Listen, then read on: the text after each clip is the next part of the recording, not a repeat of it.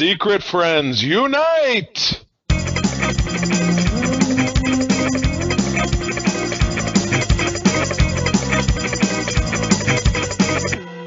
Welcome to the Secret Friends Unite podcast, episode 318. I'm your host, Todd Oxtra. And this is your guide to the geek side, joined by Charlie Chuckles Carden. I'm chuckling. It's springtime here in Michigan. All is well. The birds are chirping. Things are budding. Budding. That's not budding. Budding. That's with 2 Ds. And life is good. Life is good. It was a good week last week for geekdom with the real big things we're going to talk about. So all is well. Yeah, I feel like we're having an emergence of new media, which is great. I feel like we're coming out of a kind of a collective creative coma. Wow, that was a alliteration. I didn't intend it. But yeah, I think it's great to have these new things that we're getting excited about. And because of that, we are excited because we are joined by a returning secret friend, a teacher, an academic, and a solo podcaster who does great interviews. And that's Mr. Luke Lohr, the Insipid Ghost. Luke, how are you?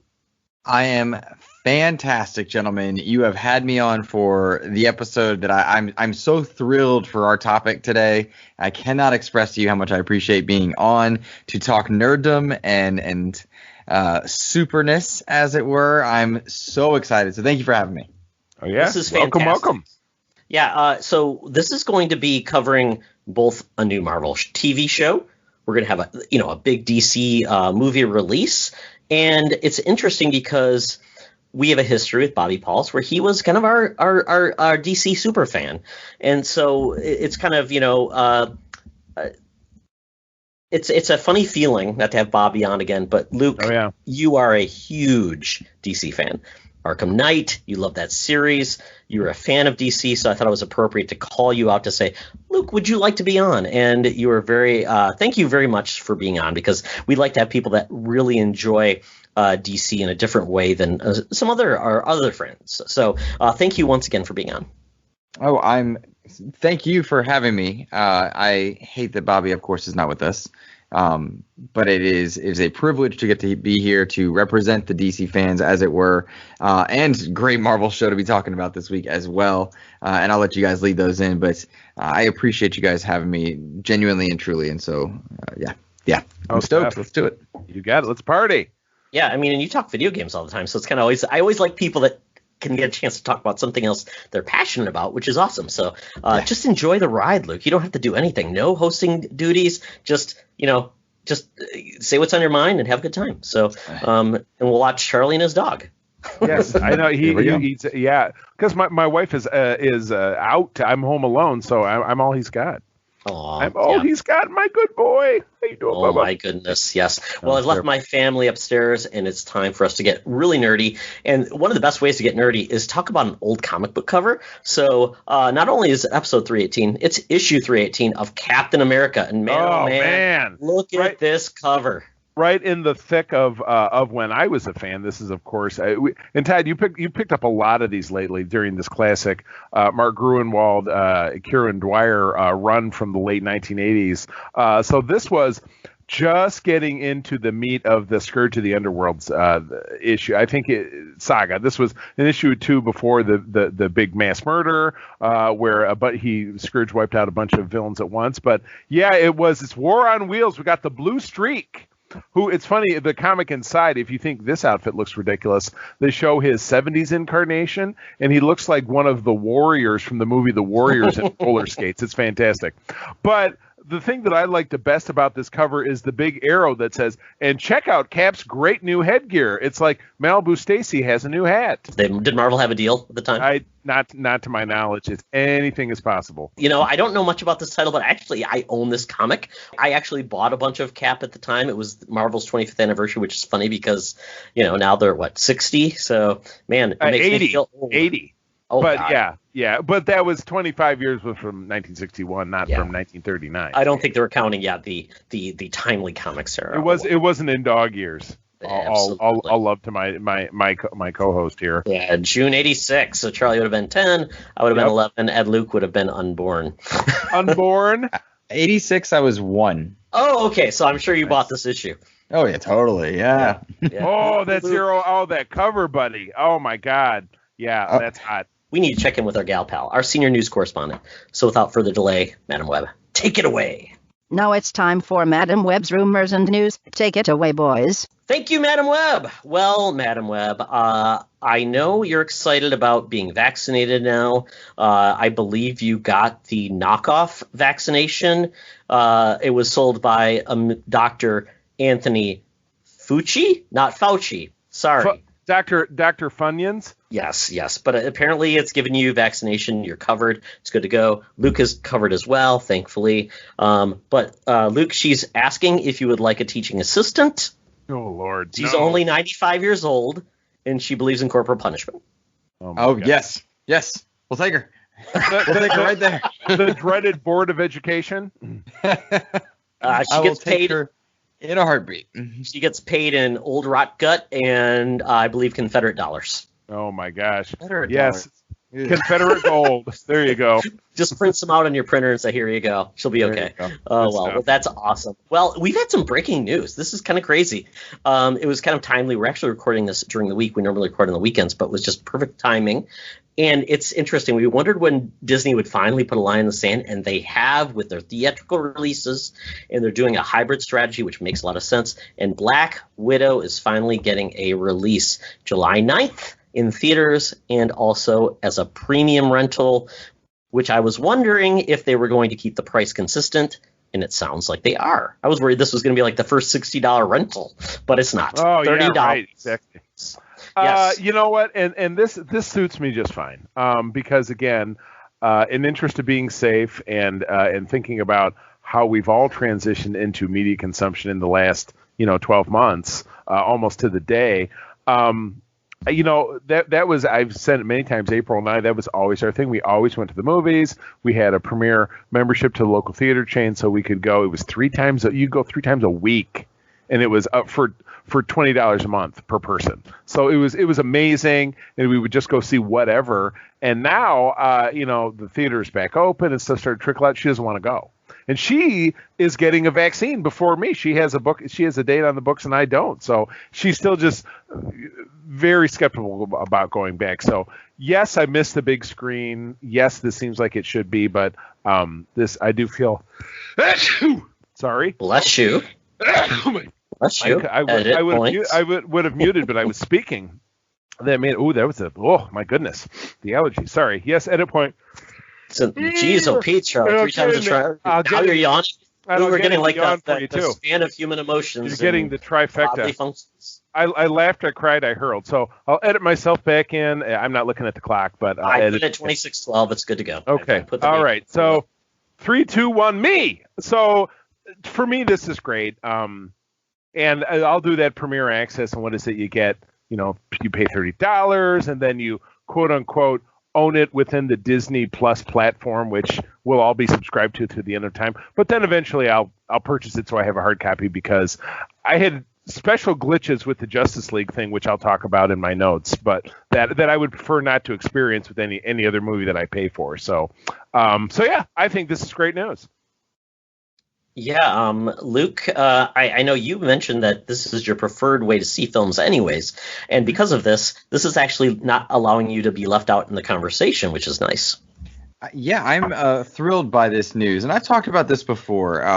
I very much am in the mindset that I want movies to be day and date. Right. And this is a separate from COVID conversation or thought process. I thought this well before the pandemic. I really prefer viewing movies in my own home, where I have my own setup, which, I'm fortunate to have a pretty good TV that I can watch things on, a good sound system, and I can pause things when I want to, get snacks, use the restroom. I find that to be my optimal viewing experience. And COVID, I suppose, if you're bright side of any of this horrificness, has been the adjustment for bringing entertainment into the living room. And I got to enjoy Justice League day and date, as it were, as it came into HBO Max. Of course, this Black Widow release has been long overdue, in my opinion, for them to make a choice like this. And it felt like there was a wonderful time in the winter where they could have done that post Mandalorian. But I'm needless to say, thrilled to see the Black Widow movie finally set to release, kind of the final end cap on those characters that were the mainstay in the original Avengers, and then truly passing the torch into this next generation, as we've already started with WandaVision and so many more. But I'm thrilled by this news, and I will look forward to it. And the $30 price point feels a touch high, but not egregious, if that were to make sense. I don't find it to be an egregious. I mean, if you're a family of 3, there's your movie tickets right there. And it's my wife and I, and the chance to be able to watch it on an OLED screen, it doesn't feel egregious as it were. If it were a $50 thing, I'd be out.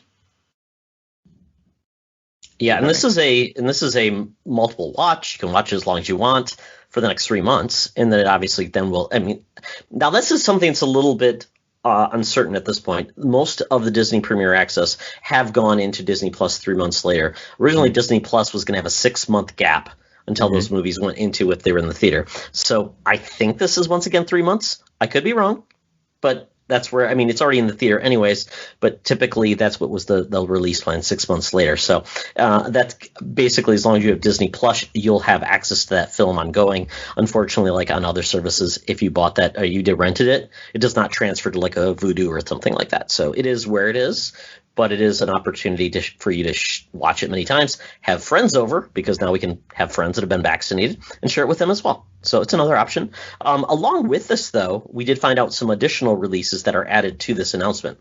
Cruella will actually be coming out in May, May 28th. And I don't know if you've seen the new trailer that just came out today.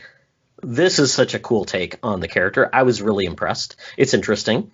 And it feels like the Devil Wears Prada crossed over with like a weird villain origin story. Interesting concept. That's like coming Harley out. Quinn. It kind of does in a way. It's kind of an interesting take, and I'm going to be interesting how she goes from like a fashion intern to like a supervillain who wants to kill puppies. So very weird. I don't know. It's very strange. But then that is going to be, once again, it's a theater plus Premier Access. But then we have something that's a little bit different. Luca, which is a Pixar film, is only going to be exclusively on Disney Plus. It's actually skipping the theaters. And it's free. No fee, nothing. So that's an interesting hybrid approach. Yeah. Yeah, and then along with that, they did announce new dates for Free Guy, August 13th. That's the Ryan Reynolds film where he's basically playing an NPC in a video game. That looks very interesting. That is going to be a theatrical release. Disney has not said they will do anything beyond the hybrid approach versus those 2 films we talked about previously. Shang-Chi now will come out September 3rd, 2021. That was moved from July, I believe. The Kingsman, December 22nd, 2021. Deepwater, I have no clue what that is, January 14th, 2022. And Death on the Nile on February 11th, 2022. So Disney's taking this approach, but I think Disney is banking on most people will be vaccinated that are adults by July. And I'm hearing rumblings that children between the ages of 12 and 16 will be next after that, and hopefully by the fall. So all children will, those children will be vaccinated, like my son, which would be great because we're most likely going to avoid theaters together until he can be vaccinated as well. Right. Cool. Good deal. Yes, things progressing towards what was. It's, it's the best outcome if it was like the world of The Walking Dead. So, yeah, there we go. It's a sign that things are improving, which is what we need. Next story, though, Game of Thrones. This is kind of an interesting one.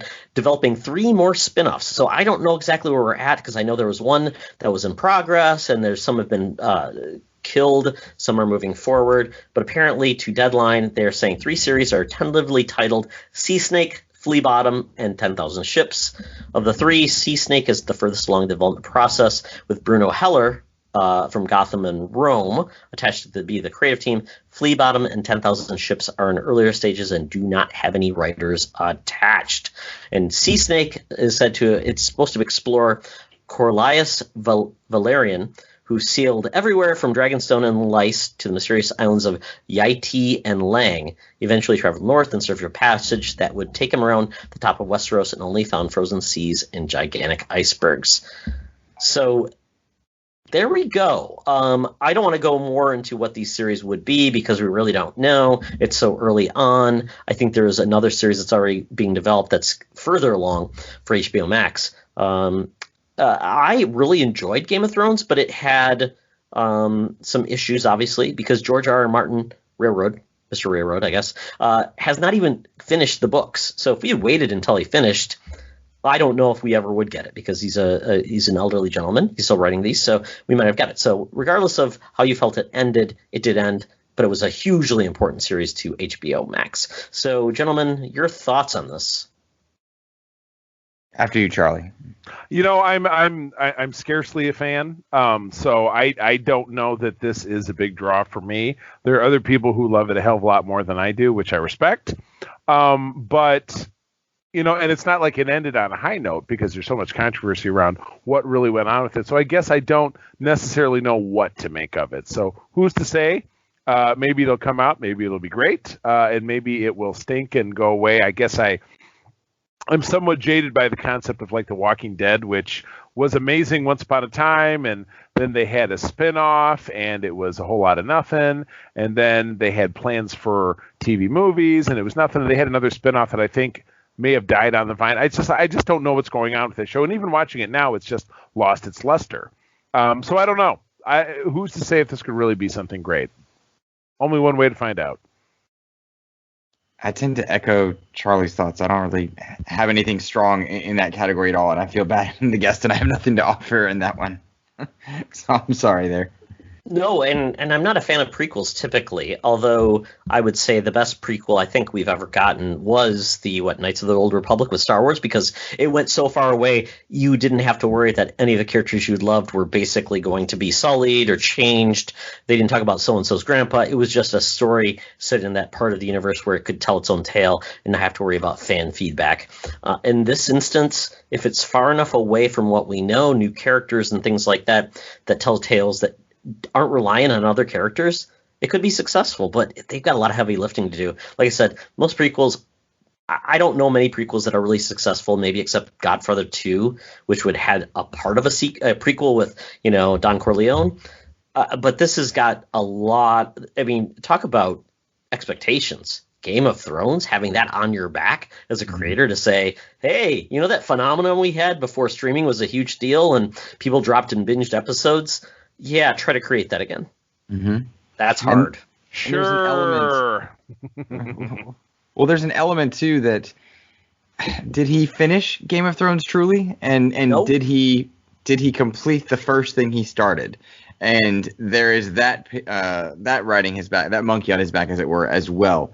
And so there's a lot of weight that comes and gravitas that comes when you are as renowned as him, and to bring something to scale on that level is difficult, and I can only imagine the expectations will be daunting to say the least. And I wonder if, as it so often does, the expectations keep us from enjoying the content right away, and we end up being more critical than we are capable of just enjoying what is there.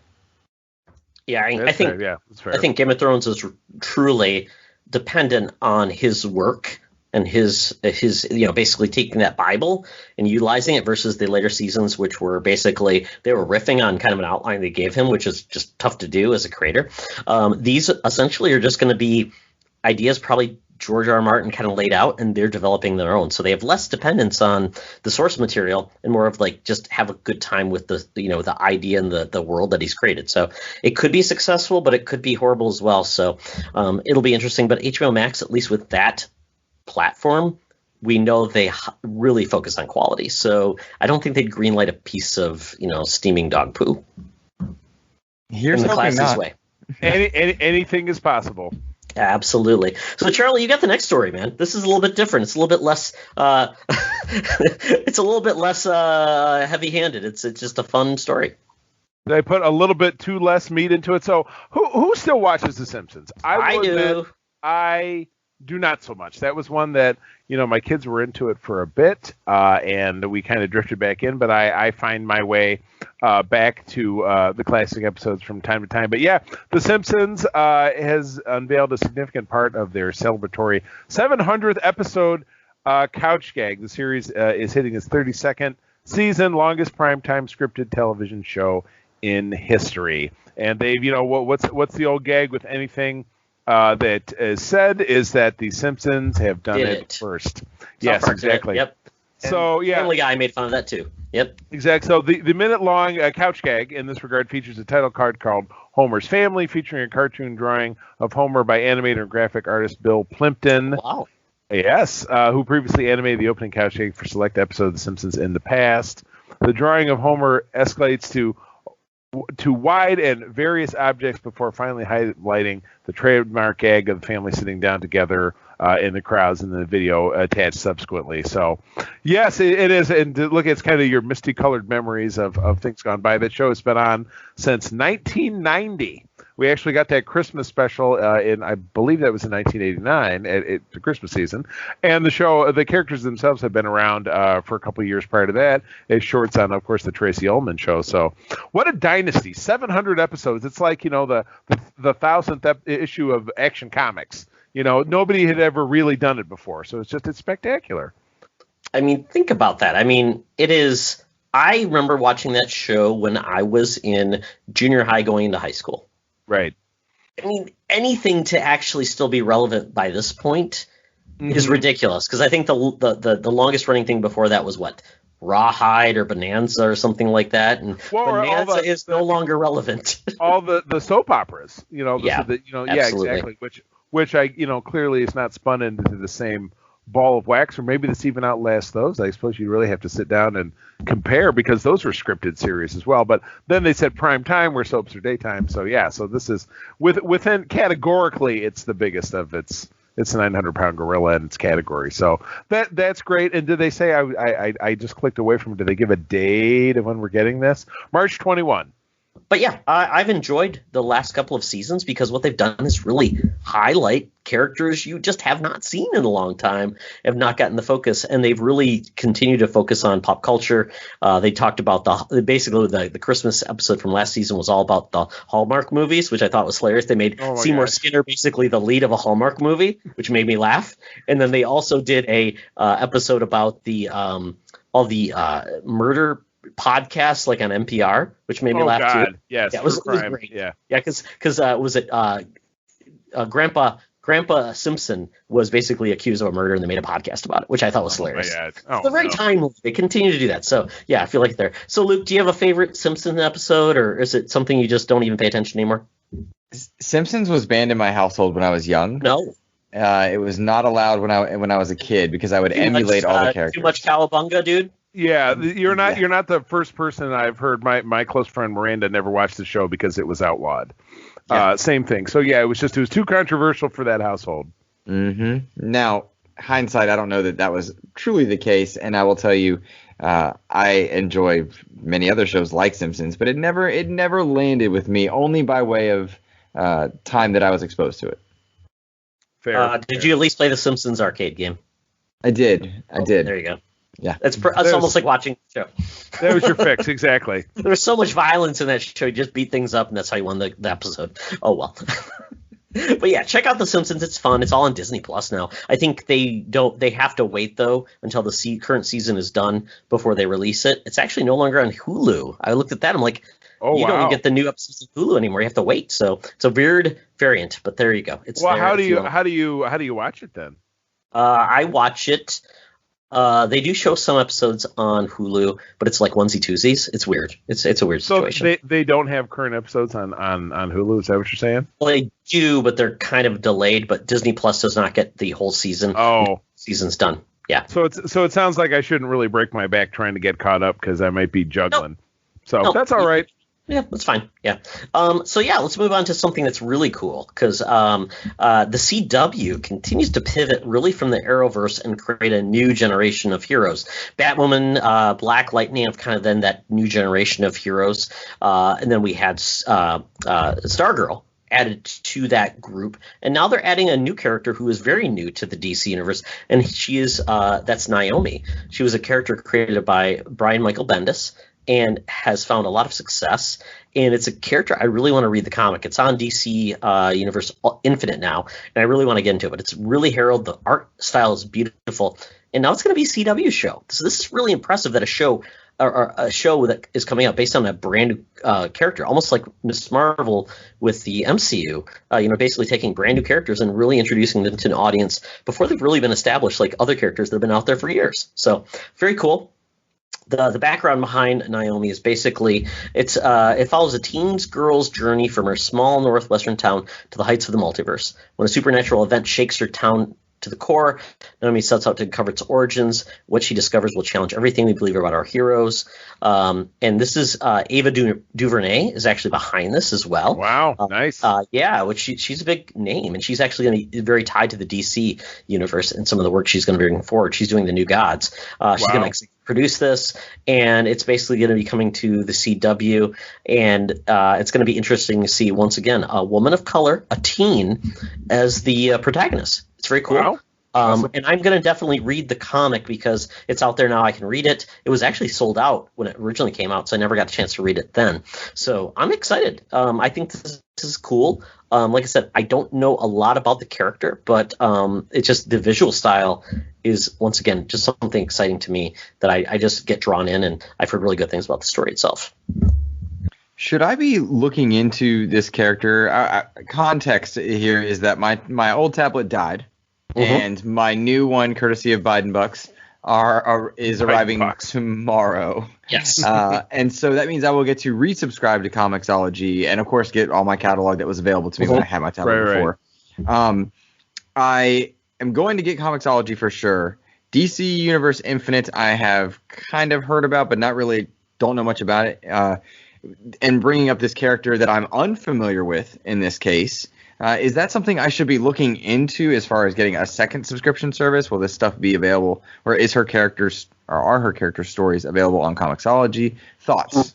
That's a good one, because it's kind of interesting. Comixology is kind of a weird mix because it does have a lot of Marvel, has a lot of DC. It's just there are gaps. And Charlie, I think I've tried to find things that are available on Comixology because that's his main comic. Yes, broader horizons. Right, I have different, regular digital subscriptions that come in that way. All my Marvel codes I redeem and I read them that way. So I kind of, even with Marvel Unlimited, the service, I've had it for years, and I think it might actually be ending, which is kind of fine because we haven't been using it. But it's easy to pick up again. But yeah, Comixology Unlimited is definitely kind of where it's at right now for me. So yeah, so I prefer to kind of find things there because I'm, comfortable with the navigation and all that kind of good stuff. So cool. It's a thing where DC now has improved that comic book service. Basically, it's like the old DC universe where it had the shows and everything, but it's eliminated the shows. That's all going to HBO Max primarily now and the CW. But they did improve the comic service where it's issues are released onto that service after 6 months now. So there's not that huge gap. So you can catch up that way. I looked. It's not on Comixology now as it's part of an unlimited service. So it most likely will come probably after a year. But yeah, I would say, that's the hard part right now because Marvel Ultimate and DC or Marvel Unlimited DC Universe, that's the catch-all if you really want to catch in. But it is then if you do Comixology, Marvel Unlimited, basically you're tied into almost like $20 a month. So it may not be worth it if you're there, but it may be, hey, I just want to spend a month and catch up. It's like $6 or $7. I would do Comixology for sure, and then DC Universe would be the one. I probably wouldn't do Marvel because Comixology has enough Marvel content for my tastes. Right. No, I agree with that. And Comixology is great because it covers so many independent publishers. It just is a catch-all of all so many good things, manga. So I think it's one of the best services out there. And it's Amazon, the 50,000-pound gorilla, but it's a great service. I really enjoy it. Yeah, nice. Yeah, so this will be coming out most likely probably 2022, maybe fall 2021. But this is great. They showed the actress playing her, and she's so excited. So great to see this. Then moving on to another surprise announcement, which is I'm just crazy about because she's one of my favorite characters. That's really niche though, which is Zatanna. Totally. This is a big one. Getting a movie. This is a big one for me because, my friend Miranda, we're cosplayers. This is one of her main ones, so I've kind of come to appreciate the character from that. But yeah, neat. Is it Justice League Dark or Dark Justice League or whatever it is that she is a big player in that? There you go. It's part of that universe. Yeah. But she's been a great character. I mean, her father was Zarana, a famous magician. The fun thing about her is basically she says all her spells and it's backwards, so you have to look backwards to say what she's actually doing. And she's just a fun character. Her costume is just, she looks like a magician's assistant with fishnet stockings. So and this is going to be done by J.J. Abrams' Bad Robot Productions.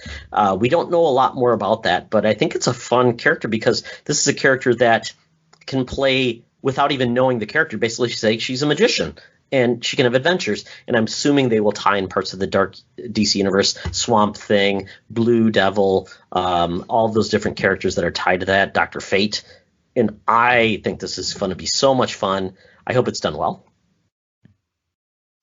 When I look at this, I have so many thoughts, and they, of course, all tie into our major topic, which is, of course, the Snyderverse and what DC Universe is doing with their extended universe. How tied in are they? They've made films that are not part of their work, and the tone of this one is what I am indeed so curious about, because I really enjoy the DC animated universe, and that's where a lot of my Zatanna knowledge comes from, unless it's in comics that are Justice League based. I've never actually read something that is Zatanna specific.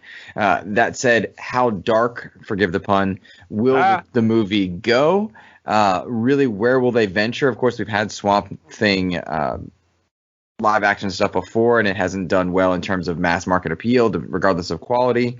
Where they will take this character, how dark will the universe be? Where are they willing to go? Because there are versions of worlds that she's existed in that are very, very heavy and very dark, and others where she is comedic, and she's almost a comedic element to it. There's some where she's in a relationship with the Question, and others where she's with John Constantine, and that in and of itself kind of depicts where she may end up on some level. But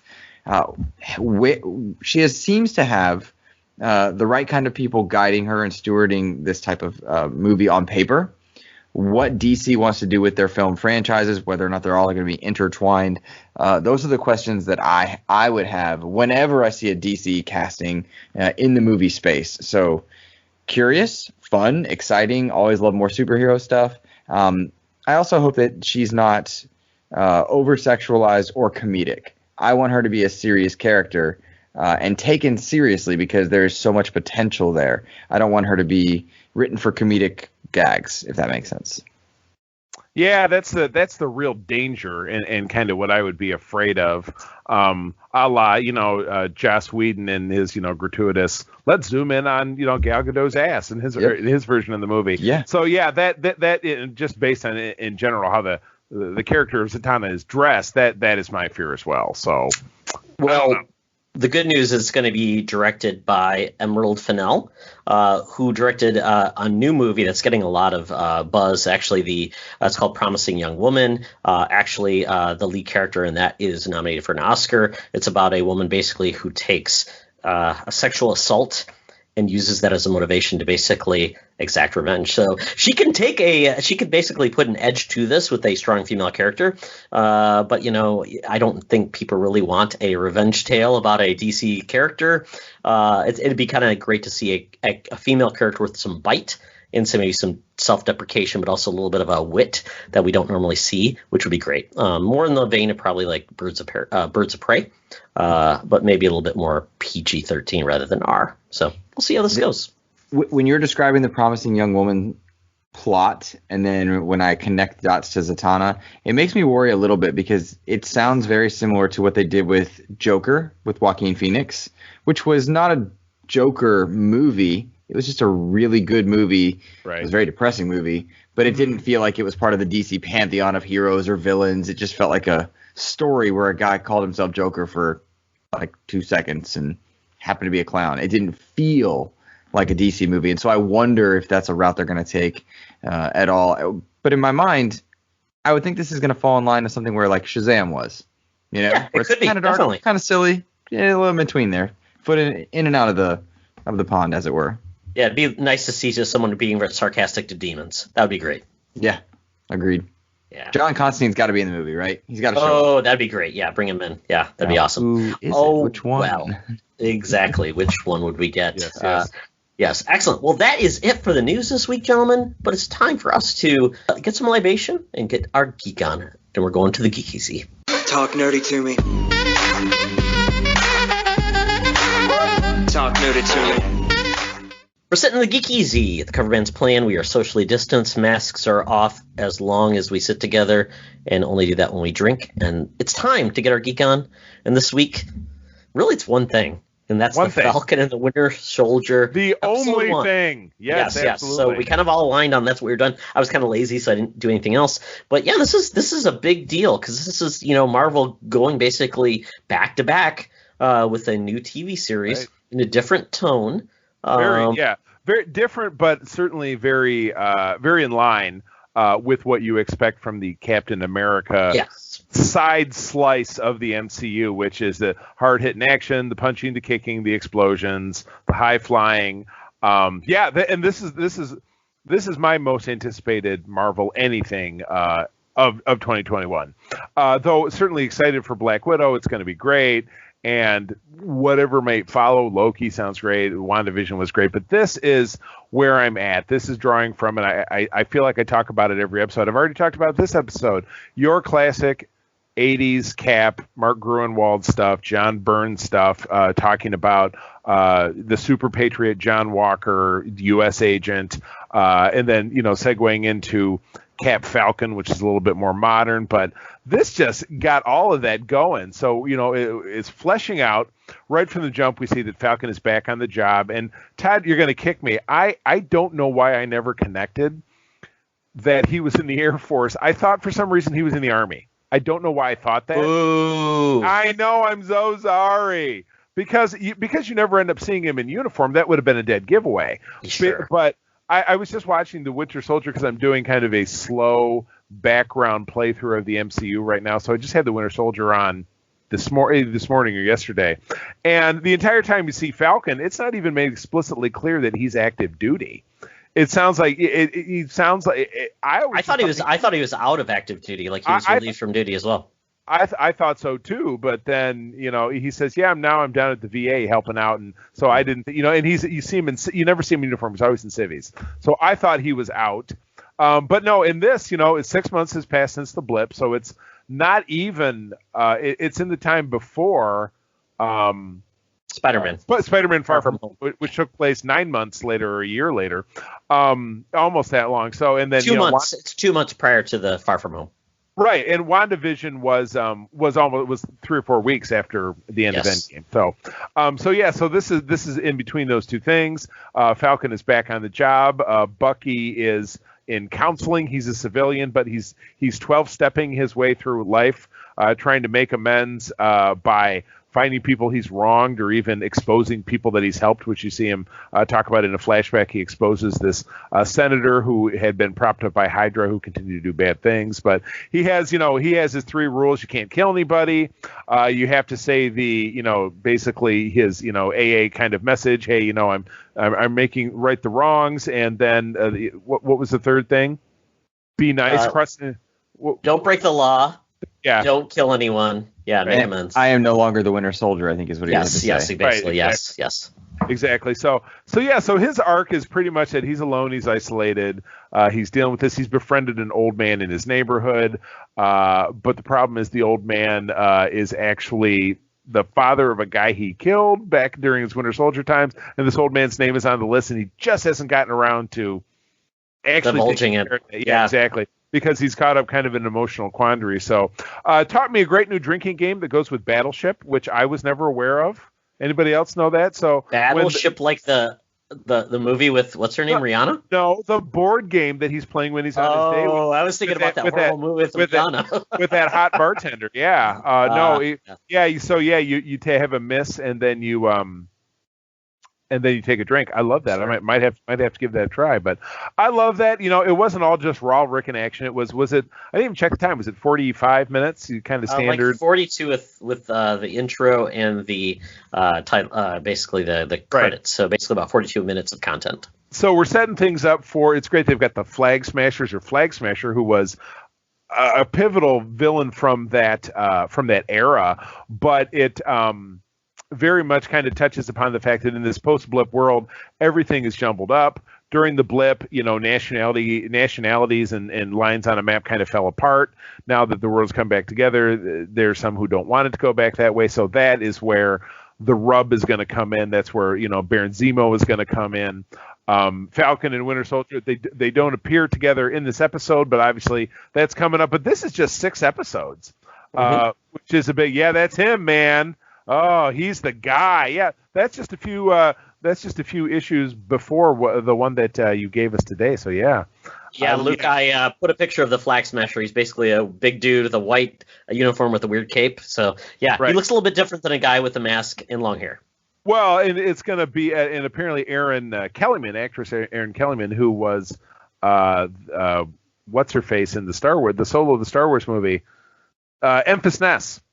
Who was the swoop bike riding rebel? Yeah, that's that actress is going to be potentially a female version of this character. So okay. That is something that we might end up seeing. So that sounds pretty sweet. Yeah, it's interesting. And Zach, the way this episode was a dichotomy. We ended up the whole episode with actually not joining the two characters together, and that was interesting. So we're still waiting for that point of where do they get the convergence? They're both dealing with issues. We had big, I would say, interesting, big set pieces, but one was from the past, one was from the future.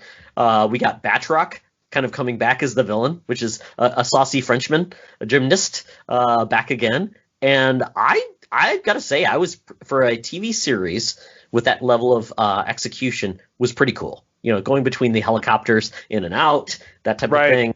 It was pretty impressive. And then we had obviously the really cool, almost like the spy film element of the Winter Soldier doing his dirty work in the past was pretty impressive. But there was a lot of downtime and more character development. I felt very much like, in the way that Captain America Civil War really felt like an Avengers movie, this felt like the sequel to Captain America and the Winter Soldier. Yeah, right. This felt very in line with tonally with those things. I really loved seeing Batroc come back because George Ross St. Pierre, very capable martial artist and well known in those spheres. But I really liked his portrayal of Batroc, who's been very comedic at various points in his display, at least especially in the animated Spider-Man shows. He needs a mustache, though. That's what's disappointing is that long mustache. Yes, he looks a lot like Waluigi in those versions. But I really liked that he was leaping out of buildings. He was flying in a way that might put Falcon on his toes. It was a way to comfortably rival Falcon's abilities and have scenes where he could be battling using his wings and it be perhaps not fair, but at the very least kind of in the same vein. You could have shots of them together battling in the air of sorts on the wingsuits. The premise was interesting. It was ripe with Easter eggs, as you would expect Marvel to consistently do. They've realized their money is made when they open doors in small and subtle ways, which is good. The time period that you guys were referencing, I had missed out on. I didn't make the connection that Far From Home was so far into the future from these shows. I remember that WandaVision was almost immediately after the blip, but it was kind of in my mind just all one big, kind of in the same time zones. So it'll be interesting to see if they make any notes or we see Fury show up or the Skrulls or anything like that at some point. Even joke about the base on the moon certainly felt like it was a reference, comedically to Fury being in space. We're talking full spoilers. Am I correct on that? Oh yeah. Okay. You're listening to Secret Frenzy. I got you. All right. Nonetheless, it was, I thought, a really great episode. And as thrilled as I was with it, it felt a little bit par for the course in some ways, because we had the Snyder Cut right next to it, which felt like an epic Endgame Infinity War style event. And then we have this show that feels a lot like, as I said, Captain America the Winter Soldier 2, or a sequel to it. And so while I think it was better in many ways than almost every or almost any of the, let me back up. It felt like it was better than many of the MCU film outings. It felt par for the course because that is the standard to which I hold them at, which was an interesting bit. But I really liked watching Sam struggle and note certain elements. They had a few very poignant elements of struggling to survive, making ends meet, how the world would treat people of color, how the world would treat people that were trying to make ends, or what it would mean in the financial market if you blipped back in and tried to get a loan. All of these very practical and logical things that you would expect, and then a guy just trying to do right.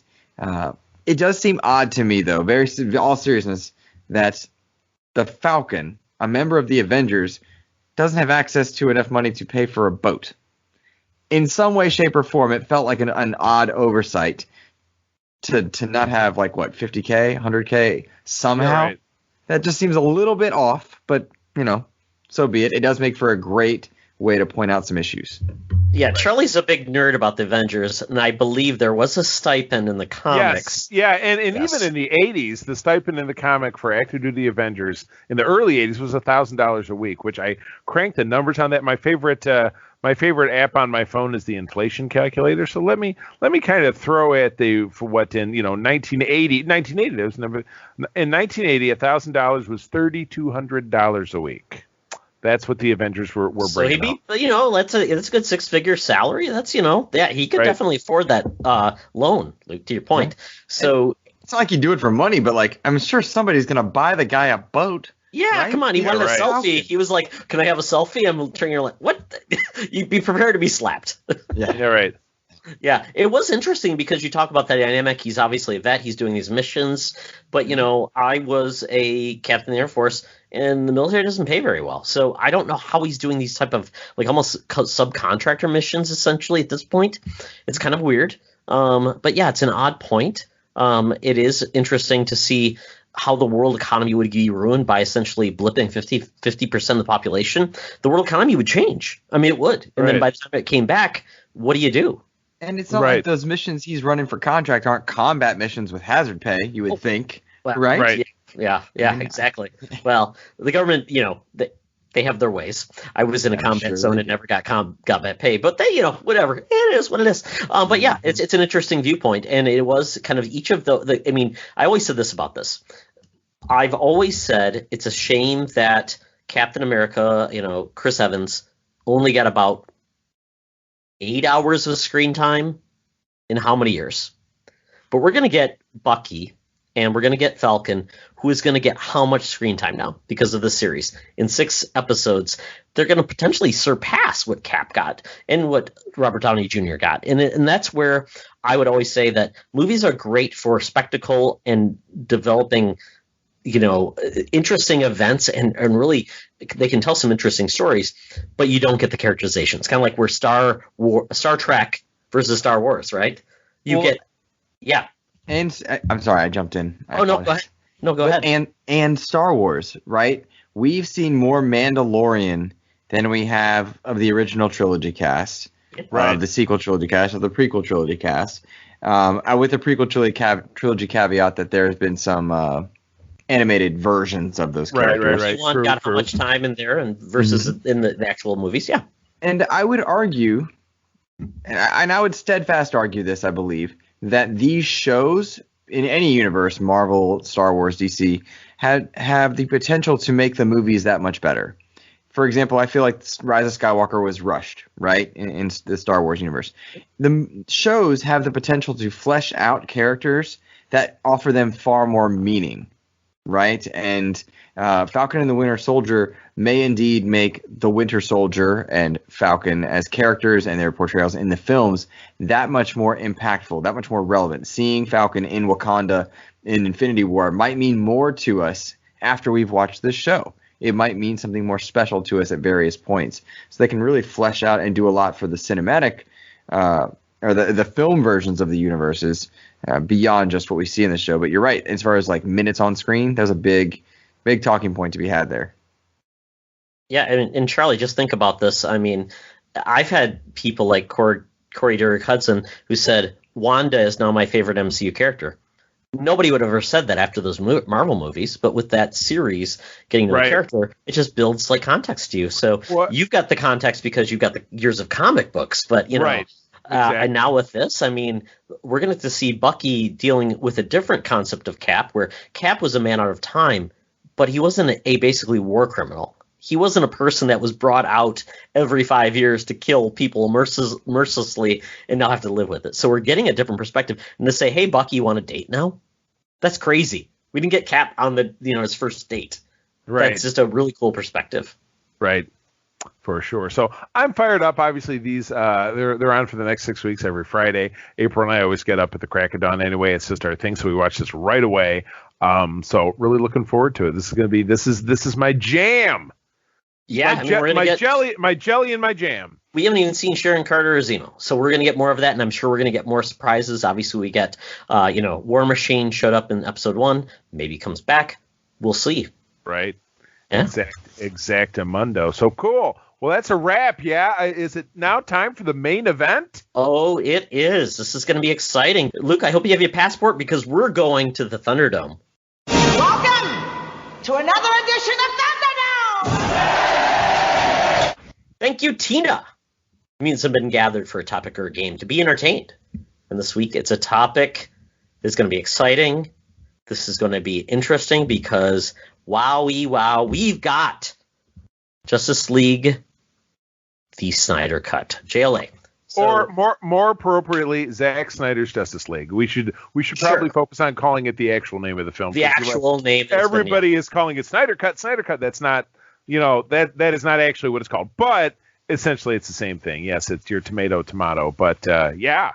Absolutely. Yeah, totally. So we've got a breakdown. So we're going to kind of manage this a couple different ways. You're going to take it over when I basically done introducing it. Basically, we've got the actual meat of what this entails at the SnyderCut.com. So Charlie, you want to go through that really quick? I will kind of skim through the synopsis here. So in Zack Snyder's Justice League, determined to ensure Superman's ultimate sacrifice was not in vain, Bruce Wayne aligns forces with Diana Prince in a plan to create a team of metahumans to protect the world from an approaching threat of catastrophic proportions. The task provides more difficult as Bruce imagined, as each recruit must face their own demons of their past and transcend what has held them back, allowing them to come together, finally forming an unprecedented league of heroes. Now united, Batman, Affleck, Wonder Woman, Gal Gadot, Aquaman, Jason Momoa, Cyborg, Ray Fisher, and The Flash, Ezra Miller. May be too late to save the planet from Steppenwolf, Desaad, and Darkseid and their dreadful intentions. Yes, so we'll go through what the Snyder Cut is. I'm going to read this really quick. Luke, if you want to give what the basically what is the different cut, because it's basically this link kind of goes through this. It's a pretty good summary. Basically, the Snyder Cut, though, it's what Zack Snyder shot 100% of his own vision. Basically, there was a family tragedy in May 2017, which basically made him step away. And then Joss Whedon was brought in, who wrote 90 new script pages. Snyder basically assembled 5 hours of finished film, which then was cut to 3.5 hours for his director's cut, which obviously then he added in his epilogue, things like that. But Whedon then cut down to 2 hours long and only ultimately used 30 to 45 minutes of Snyder's original footage, basically removed Junkie XL and brought in Danny Elfman. So as you can see, that's kind of what happened overall. Very quick summary. There was a lot of controversy with Joss Whedon, Ray Fisher. We won't go into that really, but that leads into basically why is this getting cut? Why is this getting released? This is all about Zack Snyder basically being allowed to come in and give his director's vision, but Warner Brothers did say this would have never been theatrically released because a 4-hour film is just not really tenable. But it did allow him to get a $70 million budget to really do things with VFX. And he only filmed an extra 4 to 5 minutes on top of that footage. So Luke, how is the footage different? That is a huge question. And so, I mean, we will probably have to break down and discuss varying elements of it. But before we talk about the footage, I do want to note that, this was meant to be movie 3 out of 5 that he had envisioned with the potential for offshoots. So Man of Steel was meant to start his universe. Batman vs. Superman, the extended edition, offers a lot of nuggets of information that were really fleshed out in this 4-hour version of Zack Snyder's Justice League. And It is a shame how everything happened, that people were exposed to the 2017 version that was released, that was only 30 to 40 minutes of his vision, and had so much. I hate calling it was really a dumpster fire of a movie, because WB got so gun shy as to what they wanted from their cinematic universe. They saw how successful Marvel was, and they wanted to emulate that, but that is not at all how, Zack Snyder's films have ever been made prior to superhero stuff. You look at 300, and I suppose prior to a cinematic universe, right? Like we saw Watchmen, we saw 300 and some of his other work, and it would only have been this way. But WB, I guess they changed their mind, got cold feet, and brought Whedon in. And because of HBO Max being starved for content, because of the fan outcry, because of a number of probably, I don't know if you would call them political elements, but certainly social movements in terms of anti-Whedon thoughts for good reason, this cut really was perfect for this time period of being released onto a subscription service. And we are now getting to see what the original director's vision would have been from the man who started the cinematic universe, from what began with storyboards on Man of Steel through Batman vs. Superman, with tied elements to the first Wonder Woman movie, not 1984, but to elements of Suicide Squad, and now into this Justice League, which would have been the first of 3 Justice League movies. You can really see in a 4-hour version where he was trying to go and what he was trying to set up for potential storylines. And so there is a lot to break down within it. But that setup really, to me, offers a lot of talking points, to say the least. Yeah, it definitely does. So I will break down these little differences really quickly, how they put it, and then we'll talk about the overall aesthetic and where we think this is going to go. Basically, you do get a different visual aesthetic. The just even the aspect ratio, it's tall rather than wide. Don't want to get more complicated than that for anybody else, because it really wanted a cinematic experience versus the broad, which is more of a TV 16:9. Basically, once again, we talked about the score. Justice Junkie XL is back in. Danny Elfman's out. We also get Superman in his iconic black suit, which I was actually surprised it was in there as much as it was. Steppenwolf no longer looks really weird, but he does get a very pointy suit. Darkseid is fully in this movie. Desaad, Granny Goodness is in this as well. We get lots of new scenes, especially in the epilogue, which we'll talk about, which expanded roles for characters we didn't even see. Characters that were never even mentioned, with Martian Manhunter, is in this thing as well. Ryan Choi, who is a different version of the Atom, is in this as well. And then we didn't get the Mustache Gate, because that was actually filmed by Whedon, and the CGI was in there, so we didn't have to worry about that. And then a lot of the dialogue was put back in, a lot less yucks per minute, and a lot less jokes, and it became a 4-hour runtime film. So Charlie, it's all yours. It's all mine. God, what am I going to do now? I'm going to talk about what I'm digging on. Are we to that point here? Absolutely. We'll give our overall opinions and pros and cons, and then we'll give our scale on a scale of Lex Luthor's, which we'll try to not make too complex, but we had a fun time talking about our scale. And Luke is just joking. He's just thinking we're dumb, but that's okay. I did it in 2 ways, and I don't know if your guys' notes reflect this, but I did a versus the original cut, and then I did my pros and cons of the new one. So did your guys' notes echo that at all, or should I just keep it to the pros and cons of the new one and just leave? I did not rewatch, so I have no context. I mean, it's what I've remembered from 2017, quite honestly. Gotcha. I'm familiar enough with the 2017 version that I can go with you if you'd like to. Well, I had a great analogy in here that I really want to share. So I will go this version versus the original cut, and then we can break into pros and cons for the new version. But this versus the original cut. Picture this: you have a McDonald's Happy Meal, which you put in a blender, cardboard and all. You liquefy it, and then you drink it. That is what watching this movie is like. The 2017 movie. The whole movie, it's a sprint, not a race. Exposition is being given away like candy by random characters, like the robber at the beginning saying, "Oh, so Superman's dead? Is that why aliens are invading?" It's just a quip. It's awful. The quips don't land. They're giving away plot points just to keep things moving. There's an even worse one in here that my wife just absolutely blew up about. Oh yeah, her example is when they're in the bar. They're in the bar in Iceland, and Batman Bruce looks and says, "What are those boxes in this drawing? What the fuck is that?" God, and just absolutely just like, got to get it out of the way. Here we go. It's like they're throwing a frisbee. Got to get things out of the way. I mean, Charlie, I equated when I was talking about this to my wife and trying to sell her on the idea of watching the 4-hour movie with me, and she asked how it was different.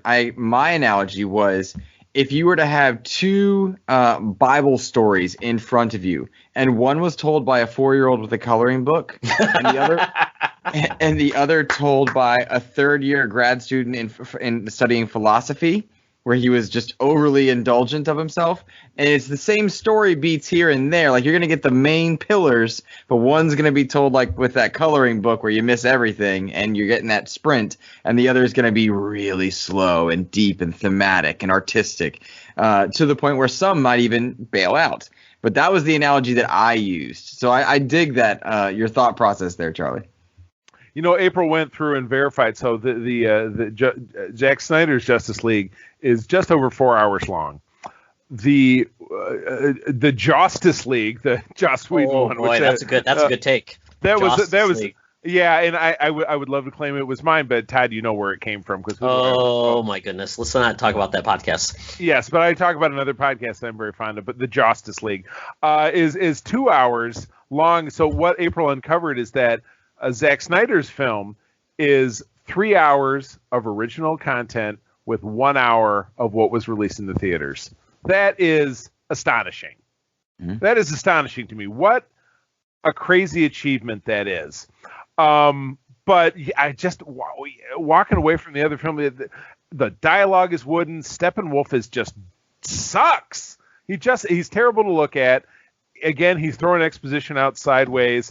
You know, Mustache Gate is even worse when you watch it again. I don't know if it's worse on the small screen, but it's just awful. And all of that is gone from Zack Snyder's film. I don't miss the random Russian peasant family arc. Oh boy, yeah, they just disappeared. That's totally gone. And then the creepy forced sexual tension between Batman and Wonder Woman. It's nice not to see that. Look at my scars, Diana. Look at my scars. Yeah, exactly. Or where they touch each other's hand. Ooh, yeah. Sorry. Ugh. So I don't miss any of that shit. I'm glad it's all gone. So I'll move on to what I loved about the new film.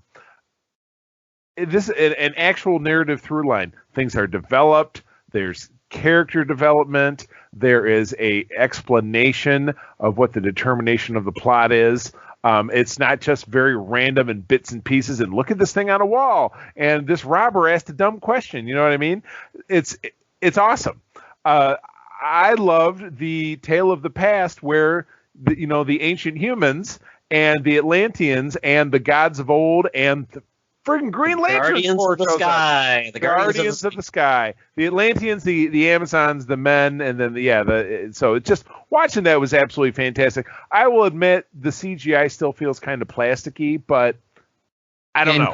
In parts, I agree with you. Other parts, I would disagree, but there are parts where you're like, oh, I bet you that was done recently. Right. That was a COVID rush. Right. Yeah, exactly. Considering right. he only filmed another 4 minutes, so of actual footage to actually then say we're gonna put this all together again. That's kind of impressive. Right, exactly. So the Barry Allen storyline so much more well fleshed out, and you get Iris too, and that's just so tender. I loved it, even though it was extraordinarily brief. But yeah, you got a better fleshing out of him and his relationship with his dad, and then him talking about anxiety. There's nothing about brunch, which makes me super happy. Yeah. And then really the heart and soul of the story, and obviously very mired in controversy with everything between Warner Brothers and Ray Fisher. But Victor Stone is the heart and soul of this story. He really, from everything, from really learning about his origin to the sacrifice his father makes and everything. By the way, this is full spoilers if you haven't watched the movie. Sorry. But I thought that was absolutely kind of the right choice to proceed in. And like I said, I watched it twice and I did not feel, and again, we had to break it up because again, just through the normal course of life, you're not going to really sit for 4 hours and do, half a work day and sit nonstop and watch something. So it was a little bit here, it was a little bit there. But digesting it again, it was just, they really pulled it off. They really took what I thought was a real steaming pile, and just an absolute faceplant by Warner Brothers in trying to bring all these things to the big screen and turn it into something that I would have sat for 4 hours in theater to watch. I really would have, with several piss breaks, without a doubt. I'm inclined to agree, and I'll jump in on that one if that's okay, Todd. Please. I've watched it twice at the time of this recording, and important to note that I really enjoyed Man of Steel. It's among my favorite movies, superhero movie or otherwise. I love it. I love the artistic expression of that character. I thought he really captured a lot of what a modern day Superman might go through in a very different way than, say, the CW verse is doing with Superman, which is an equally cool interpretation. But I really liked what he started there. And there was a tremendous amount of gravitas placed on Superman's death at the end of Batman vs. Superman, particularly in the extended cut. And other movies referenced it. Suicide Squad referenced it. Aquaman kind of glazed, I believe, briefly over it, if at all. But in the original 2017 version, it didn't feel the same way. It didn't have the same impact on the story, despite it being their motivation, which was amusing in and of itself. But this movie opens with a slow, methodical, and very purposeful point to make that Superman's death was felt by the world in very different ways, but all of them impactful. And it took me a second to really recognize what was happening in that moment. And once I did, scenes from Batman vs. Superman made sense, where Lex Luthor is saying the bell cannot be unrung. Well, then when he died, we saw, his yell, essentially ringing the bell of the mother boxes. And then it was explained later on. It's like, oh, the mother boxes were not going to call Steppenwolf until Superman was gone. They were afraid. Which is really interesting, because it's unclear in early Man of Steel and Batman vs. Superman just what Superman's power level is. It is very clear in this version, whether he powered up post-death or not. We are very clear as to just how capable and strong he is. From the moments where he puts down the whole Justice League, who were holding back at first, but then Wonder Woman seems to unload on him, and he just rocks her down into the ground with the headbutts back and forth. And then to the level of violence in the movie, which added a level of seriousness that was missing in the 2017 version. When you watch Zack Snyder's Steppenwolf, spikes and all, the spikes were a bit of a meme prior to the movie coming out. Now it makes perfect sense. This is a villain.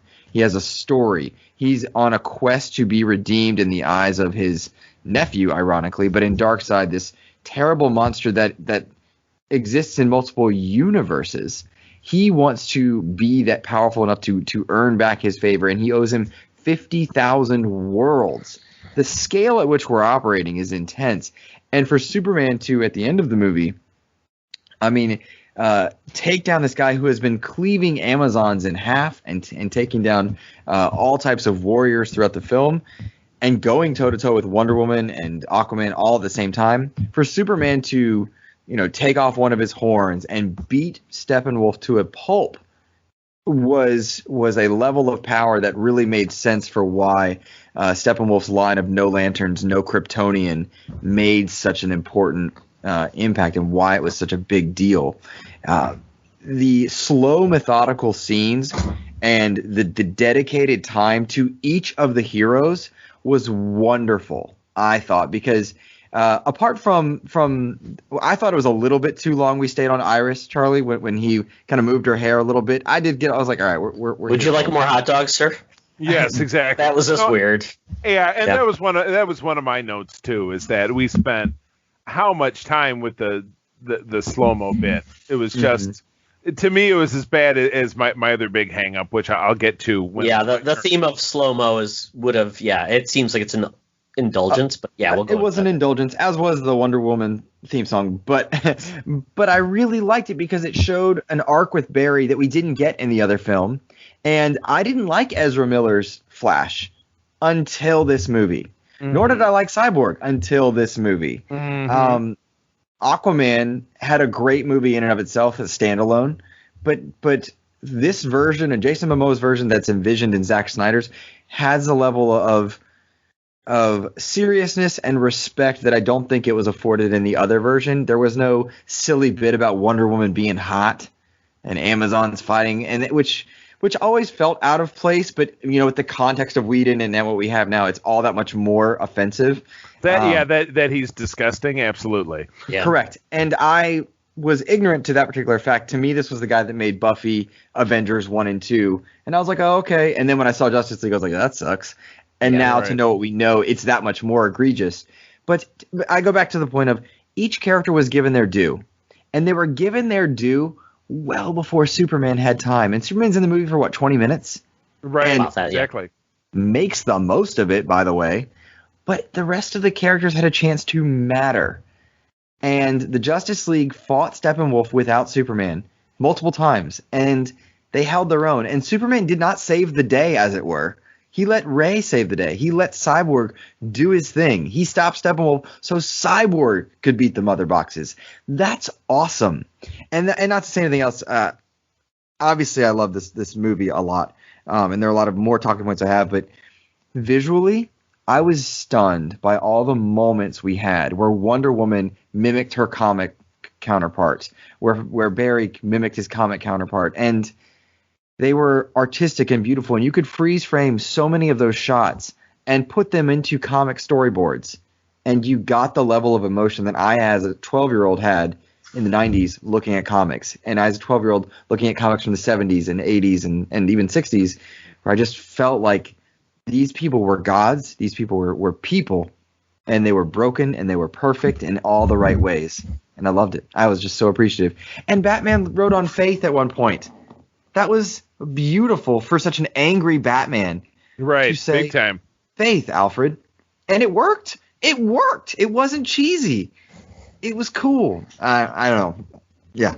I get very emotional because it was everything I wanted in a superhero film for me from my DC heroes, which I'd not been afforded. I love Dark Knight. I love Michael Keaton's Batman. I love all of them. I love all my superheroes. But this felt special in a way that I was moved to, I guess. Sorry. I'm going to stop you right there because I need to go to the little boys' room. I'll be back in a second because I don't want to stop anybody. So give me a second. I'll be back. Charlie, did I get excited and cut you off earlier? I'm sorry. No, God, no. I mean, like I said, the passion that someone who's a true DC person cutting through all of this, that's what this episode needs. So God, by all means, take your liberties. Liberties taken. Liberty. You got it, buddy. I one of the things I really want to talk about is Jason Todd. And his potential impact on this universe and what he may or may not be. Have you heard anything about Jason Todd in this movie film? Well, I haven't. I mean, it's obviously very heavily laden from not only hints that were dropped for Batman versus Superman with the defaced glass case, and it's very obvious that this Joker murdered Jason Todd, or at least that's the vibe I get. And then obviously what we've seen in this in the epilogue to this film as well. But what am I missing out on? What else got said? Well, I will share this in the podcast. That suit that's written all over is Dick Grayson's. Dick is dead. Oh. Dick is dead. Mm-hmm. Heavy. Mm-hmm. Mm-hmm. Heavy. And like he in one of the BVS shots, you can you see it's Grayson's grave. Wow, heavy. So, and I'll share it on when we start recording again. But that please. is Grayson's thing, and well, let me share it once. I want to know. I want to hear your reaction on the show, and know if I'm stretching too far. But I think it's pretty cool. All right, you guys ready for me? Let's do it in 5, 4. Put your edit point in. 5, 4. Oh, hold on a second. 139. All right. 5, 4, 3, 2, 1, go. Awesome. Thank you, Luke, very much. That's what we're looking for. It really is a different viewpoint because Charlie's more of a Marvel zombie. I am a DC fan, but I've had struggles with the Snyder take, but I've also been disappointed by Green Lantern and different takes, but obviously loved the Dark Knight. So it's been an interesting journey we've had on the cinematic view of the DC universe. What was it that Snyder held you back from? And I'm asking you before you share me your thoughts on this one. Sure. What was it that held you up? So I really loved Man of Steel, and I really loved. I've really enjoyed every piece of the Superman cinematic universe. Obviously, you get into like Superman 3 and the Quest for Peace, horrible. But I mean, I've always enjoyed those different perspectives, and I just loved it to that point. And I even gave, measure to understand Superman's decision to kill Zod. I get it. It's almost like you have basically a weapon of mass destruction, and you don't have a way to contain it. And what do you do? I mean, you're kind of without options. So that was a hard decision. I totally get that. But my journey on the Snyderverse has been, I really never got to see Superman just being Superman. And that was my frustration. It was kind of like Superman always had to be at his worst or at the most trying versus I would just love to see Superman take on the Parasite or Brainiac or something like that. Just having a instance where I saw his interaction with a crowd where he wasn't ultimately having to be tried in that fashion. It was kind of like that's where I would say, and I get it in a cinematic version because you only have 2 hours on screen or whatever. Right. So in a way, I kind of felt like I've never really gotten to really enjoy just this Superman being adored and just doing his regular missions. Kind of like Spider-Man. I want to see him take out the Prowler at the beginning of the movie. Just I want to see Spider-Man do his thing. In this instance, I always felt like Superman has always been never allowed to just be Superman. He's always been the guy that has to be larger than life. And I've seen that in different instances. And I've been a big fan of the character. And I always get frustrated when people say, oh, he's just a Boy Scout. And you really can't tell interesting stories with him, which I totally disagree because there's so many different versions of Superman that have been told fantastically. We just talked about Red Sun, which is a great story with Superman. Oh, totally. So I just think I hate that cop-out. In this instance, I appreciate what Snyder brings to the screen in regards to the visuals, but sometimes I feel like he struggles with how to tell understated stories. Mm-hmm. Everything seems like it's poised. You need a huge visual, and it's like, oh my God, it's almost like Superman is larger than life, and I just feel like that to me is a big miss in regards to my view of what I want for my DC heroes. I'm interrupting again for clarity, if you don't mind. Yeah. Are you served that Superman that you want and those less grand versions? Because that is Snyder's thing. I totally agree with you. And if that's not your jam, that'd be frustrating. Yeah. Are you served well by the CW versions of that Superman or Flash or whatnot? Or is that still not what you're looking for? It's close, but there's stories like there's a couple of different Superman stories I've just felt like they're iconic, like All-Star Superman, which you get a chance check out on HBO Max. There's a animated version of that, a comic, different takes. The Superman animated series is such a good take on Superman. I just feel like it's discounted because it's animated, just like the Batman animated series. I think those are such iconic takes on those characters where they are serious but not R-rated. They're serious but not dark. They are well balanced, and I think Zack Snyder has just and I would say this. I think he does well in some instances, and in some instances I just get frustrated with him. Like Sucker Punch, I've talked about that. I just think it's him doing his own thing and him fumbling, just trying to do something that's visually appealing, but failing on getting great performances from actors and telling a compelling story. So in this way, I feel like he's indulgent and he has no way to tell a story in a way that's, I guess, constrained. Like I always said, you don't need 3 hours to tell a great movie. It's just, if you're pacing it that way, that's going to be problematic to a lot of audiences. So that's why I never watched the BVS extended cut, because I felt like, wow, you're going to make me watch another movie for another 3 hours to tell your story. That's a gap. And I felt like the same way with this. I felt like this is great that he got to tell his own story, but this would have never happened. So even if Zack Snyder got to tell his Justice League, we wouldn't have got the 4-hour movie. So ultimately, what would he have done with 3 hours? So that would have been interesting. So that's my take on Snyder and overall. He wouldn't have slowed down so many scenes. Exactly. That's like, Right. can I take up 5 minutes? But what I liked is, once again, I think to everyone's opinion, we got a cohesive film. We got where he was going with these characters. He got to tell their stories. He got to develop them in a way that ultimately felt like this should have been really 2 movies potentially, and I wish it would have been, rather than one cohesive. It had been almost like this movie should have been like forming the team, and we kind of got Apocalypse introduced, or sorry, not Apocalypse, the world Apocalypse, but Darkseid introduced in a different fashion. So in a way, I kind of felt like he was trying to tell so much because he was forced because of what Avengers was doing. But like I said, I liked what he did because I hated his Cyborg before. I liked his Cyborg this time.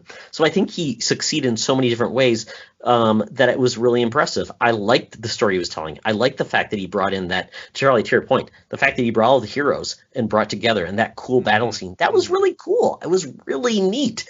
And it made Batman a more likable character. It made Diana kind of more of the voice of, hey, I've been around for 5,000 years, guys. Just, I'm going to give you the perspective you need. And, you know, it just let everybody kind of breathe. And it didn't force a lot of things that I think it did before because, you know, it just felt like it needed to tell a certain tale in 2 hours that just wasn't well served. And that's where I think that's the frustrating part. I feel bad for Josh Whedon. The guy is kind of turning out to be a dirtbag now. But just imagine if you're saying, hey, you have to make this film out of these pieces and make it your own. I mean, nobody can manage that type of expectation. So in a way, I felt like this was just the worst case for everybody. But I think this cut satisfies everyone in a unique fashion. And I think this is a really cool idea that is of its time, probably one-off. And I have heard just ridiculous comments about hashtag Stephen Ayer's Suicide Squad. David Ayer. Yeah, so, and I'm thinking it's like this just can't be the guidance. It can be a DVD release maybe, but we just can't have the crowd saying we demand this and making it happen. So I think as a one-off, I think this is great that we got this. It made Clark and all those characters more resonant. It made Bruce Wayne seem more human. And I think it just made this movie, it redeemed it in a way that I never thought they could, which is great. And so that's the best way I can say it. I think it's really satisfied an audience that really demanded that they have something they can really own in a way we really haven't had. And I've always felt bad for the DC passionate crowd that you've kind of felt like you've been kind of abandoned and felt bad. I felt that point with Green Lantern because this is my favorite character. I just kind of felt like where is he going to be next? But with this instance, I feel it kind of puts a bookmark or a bookend to this tale, and people can at least feel like I was heard, we got something good, and it's kind of leaving us a little more satisfied. So I'll leave it there. Ultimate postscript, don't stop till you get enough. Sure.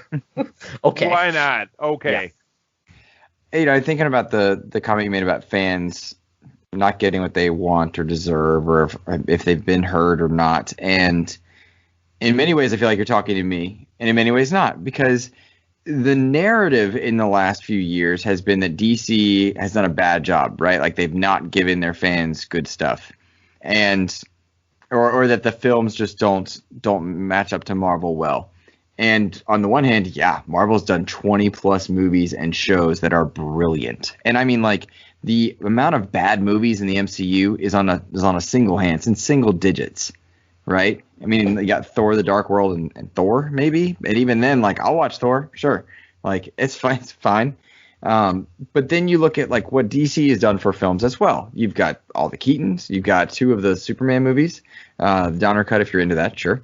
But then you have the Dark Knight trilogy and Man of Steel, and there's some good stuff to be had for DC cinematic universes. And then there's the CW stuff, and then there's the animated universes, which are great. DC fans have been well served, just not treated well in the extended universe of a film category.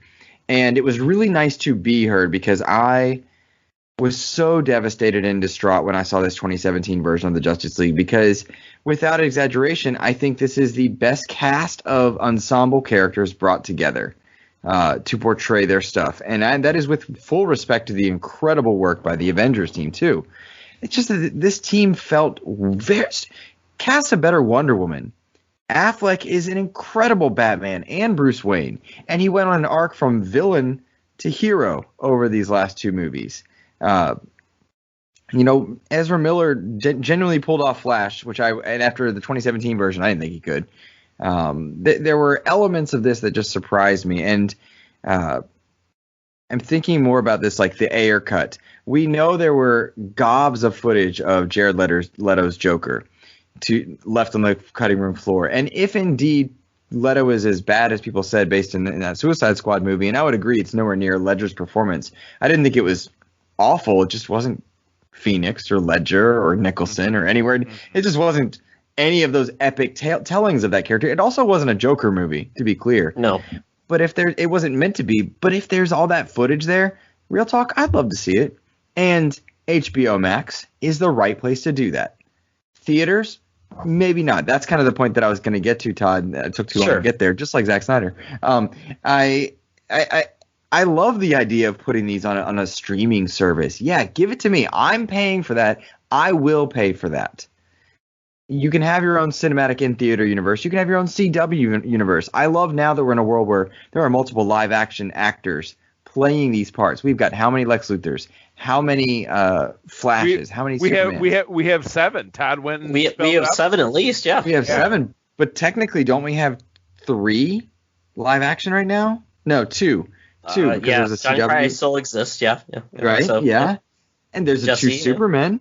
There's 2 Flash. There's all these sub-characters, 2 Martian Manhunters now. Like, I like that idea, and I don't like the concept that we can only have 1. There are 2 Batmen right now with Pattinson's and Affleck. Robert Battenbat, yes.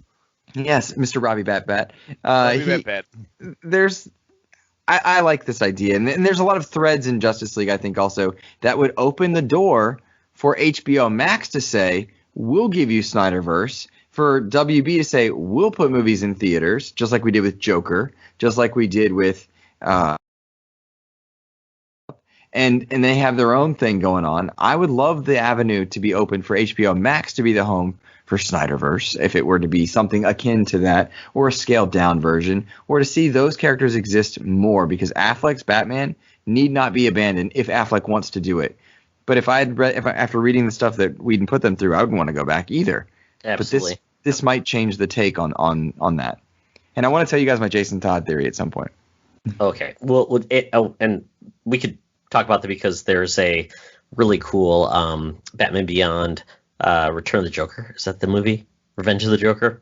Really cool take on Batman and Joker and the Killing Joke in the future. So, we'll talk about that in the future. So let's get into cons, gentlemen, because I think there is the whole point of DC is really overall really doing unique things. They have multiple versions of the same character, but in different take on their different TV versions. So I think that's really cool. We're going to get more of that in the future. But in regards to this, what are our cons for this specific take?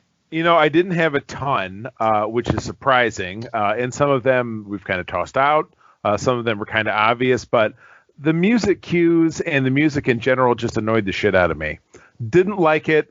It wasn't my personal style. The thing that I hated the most about it, and it really kind of petered off as time went on with the MCU, was like at the end of the Avengers, they had that heavy hit. Was it a Soundgarden song that I thought was just dreadful and just didn't fit the bill for me? And there was a lot of like kind of music in this for me, but I, like many people, thought the Icelandic women singing to Iceman to Iceman. Yes, that's my best one. Singing to Aquaman as he swam away. I thought that was weird and misplaced. I thought the woman who picked up his sweater and started sniffing it had those murder eyes that if this was a woman you had a one-night stand with, you'd wake up 3 o'clock in the morning, she's standing over you with the knife. That kind of pulled me out of it a little bit. Didn't like that too much. What's that scent? What's the scent of that sweater, guys? Pure fish ass. That's all it could be. It's like that scratch and sniff like tuna can. Yeah, it's walrus. It's what is a quote from my old favorite show, Californication? It smells like a mermaid's taint.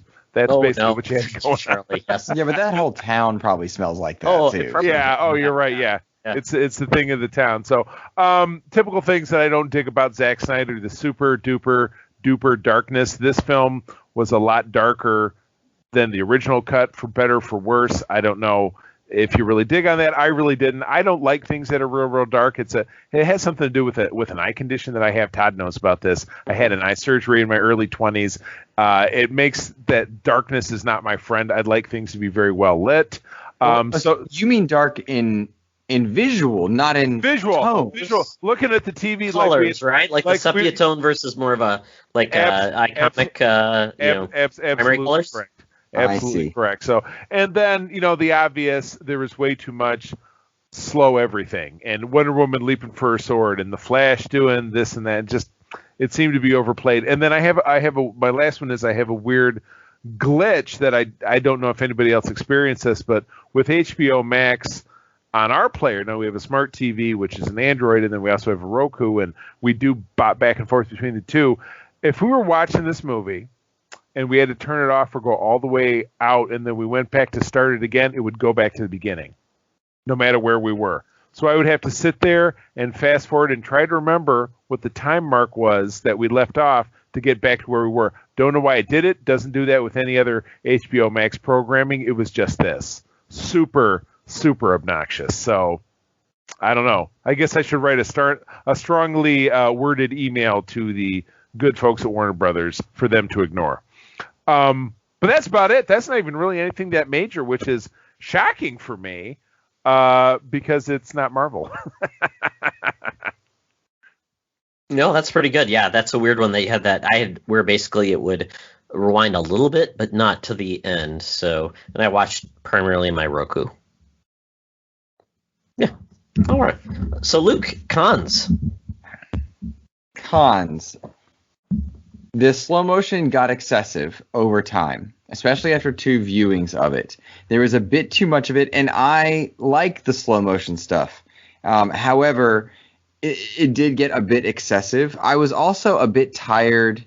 Again, by the second viewing, I was a bit tired of the Wonder Woman theme that wasn't the guitar riff. Yeah. The operatic, like, oh, I really liked Amazon that. choir for some reason. Yeah. Correct. I liked it a lot, but it was a bit too often, and I would have liked a few more guitar riff version or moments, because when she does that in Batman vs Superman and she drops down and has that moment, that was special.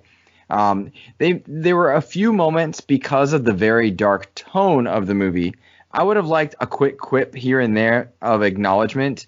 There was a second or third time, I believe, even like towards the latter Batmobile, where Wonder Woman saves Batman almost identically to how she does from Doomsday. Mega Blast is coming in at him, and he's gonna die, and he's stuck in his seat, and then she just boom with the shield. It would have been cool to have a nod to the fact that we've done this already, or we've done this before. Charlie mentioned something, or maybe perhaps it was you that mentioned the will they won't they of Ben Affleck and Wonder Woman, of Gal Gadot's Wonder Woman. I liked the one in the Snyder version where they touched hands on the mouse. That didn't bother me. That felt cute. Mm-hmm. Whereas in the Whedon version, it felt gross. Would you give me a massage? Because I have scars. It's like, it's just a little out of place. Oh, yeah. Right. It didn't fit their tone, particularly given the slow nature of things. Superman was not in the movie as much as I was hoping. However, everybody picked up the slack. So every con I have, with the exception of the slow-mo and the Amazonian choir, I'm cool with. Like there's a counterbalance to it. Like I understand why, I understand the reasons for certain things. He has still yet, mind you, his universe was canceled, but he has yet to explain properly why and how the Nightmare is working and what's operating there. Is this potential timeline? Is it alternate? Because there are multiple things that Batman seemingly is fixing as he's going along based on these premonitions. So I'm curious to know how that would have planned out. And if we never get another film version, which I'm Right now, I'd put a good $50 down that you do get another Snyder version of some kind, somehow, some way. What's that? I said, oh, really? It's a bold prediction because I was going to say, I think there's no indications that we will. There are people who are kind of a thumbs down on that, so that is interesting. And I've seen some of that. I even saw the recent WB commentary. But what I also read was a lot of that WB commentary in 2017, and I saw what they were willing to do. I saw what made them cheer, as the joke goes. And, your boos mean nothing. I saw what made you cheer. I saw what they were willing to do to various versions of their films, and what they were willing to sacrifice, what they weren't. And I saw the outcry make a difference, and a movie get made under circumstances that involved COVID, pressure, and a streaming service that needed content. That streaming service is still going to need content. People are begging for more Henry Cavill, begging for more Ben Affleck. Momoa and Gal Gadot are going to get more content, but they're begging for more of them. And I'm inclined to think that somehow, some way, we see something in that realm. Perhaps not as grand as Justice League 2. And I don't know that needs to exist, but Man of Steel 2 or Zack Snyder getting a movie within that universe that exists coincide, I could see that happening as well. I do want to talk about that nightmare scene at some point, Todd, before we move into other topics. If that's all right. Yeah. So we can actually go into mine, and then you can comment on that, which I think is fair. So my con is really, like I said, I'm happy that he got the movie he wanted, but the fact that for it to be a cohesive film that he needs 4 hours, and he wouldn't have got that in the theatrical release, and he's needed that, tells me that I'm kind of tired of his preposition that he can't tell a story in a way that he can't have edited and maintained like most, I'd say 99% of directors, which the MCU has shown. We can even tell a huge story like Endgame, which has so many story threads in a big perspective, but felt very compelling and was the biggest movie of all time.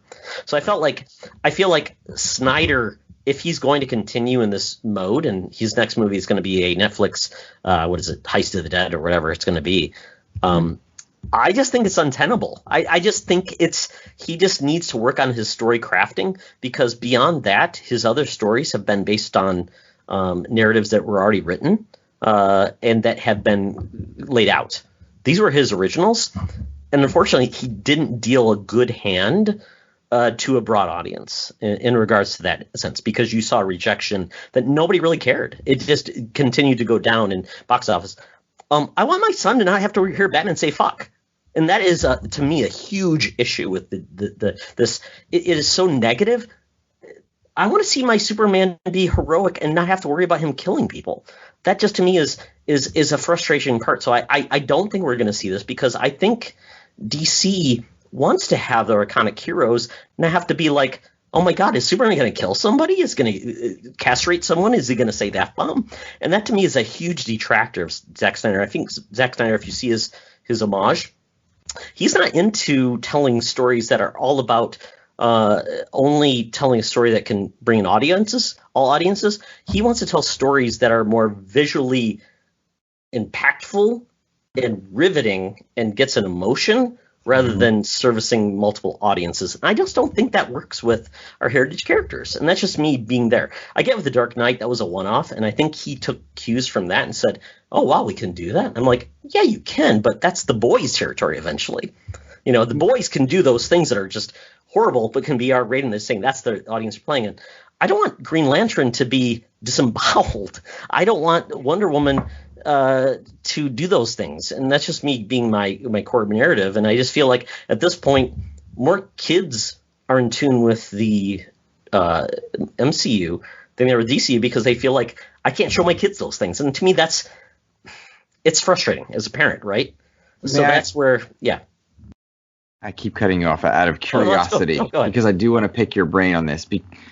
I think that's exactly why you hire Zack Snyder. And I think as the parent, you go in knowing those are the potentials. I also think when you're these are the adult, again, I think I said it earlier in the show. This is everything I wanted from my heroes. I'm a 35-year-old man, grew up on comics, right? Yep. This is what I wanted from my adult versions of these guys. The Winter Soldier is probably the darkest the MCU got, right? I think that's probably the darkest we got in terms of a story. And it was probably the most practical those heroes have ever been in the MCU. This to me, Snyder's telling is exactly what you would have if you had the goodness of Superman put into the world as it exists now. Ripe with evil, ripe with political controversy, with people that are in positions of power that are not good people. And there's a wonderful line in BVS, maybe he's not some god savior-like figure. Maybe he's just a guy trying to do the right thing. That to me that's what would happen to me if I could crush everything with my pinky. If I sneezed wrong and I existed in this world, I would be morally torn. I love that they exist, and all the things that you said you were worried about completely make sense to me. Mind you, I don't have children that I have to worry about in that case. The movie is rated R. It's on HBO. I'm not bothered by it because the Superman on the CW is that guy, and I watch that too, and I love that version. Mm-hmm. Like you, I miss I want a Green Lantern story so badly. So bad. Oh my God. Right with you on that.